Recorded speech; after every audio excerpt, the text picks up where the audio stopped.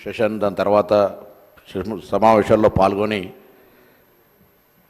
ఒక రోడ్డు ప్రమాదంలో 23 ఫిబ్రవరి 24 నాడు మరణించడం జరిగింది. వారికి సభ పక్షాన హైదరాబాద్ ఇన్ఛార్జ్ మంత్రిగా ఆ రోజు చనిపోయిన వెంటనే ముఖ్యమంత్రి గారి సూచన మేరకు ఆదేశం మేరకు అక్కడికి వెళ్ళి ప్రభుత్వం తరఫున కూడా అన్ని చర్యలు తీసుకోవడం జరిగింది.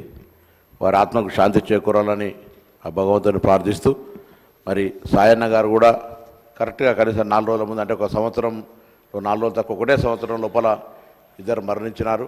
ఒక యువ శాసనసభ్యురాలుగా హైదరాబాద్ సంబంధించినటువంటి నగర అభివృద్ధిలో ఉన్నటువంటి ఒక 15 మంది శాసనసభ్యుల్లో తను కూడా ఒక పాత్ర వహించి ఈ హైదరాబాద్ సంబంధించిన అభివృద్ధికి ఒక భాగస్వామిగా ఈ యొక్క యువ శాసనసభ్యురాలుగా ఉంటుందని ఆశించాం.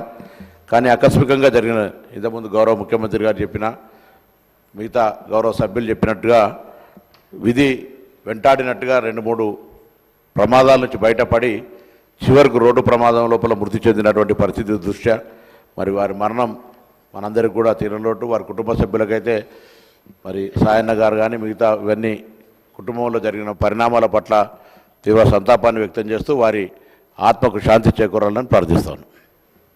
కుటుంబంలో జరిగిన పరిణామాల పట్ల తీవ్ర సంతాపాన్ని వ్యక్తం చేస్తూ వారి ఆత్మకు శాంతి చేకూరాలని ప్రార్థిస్తాను.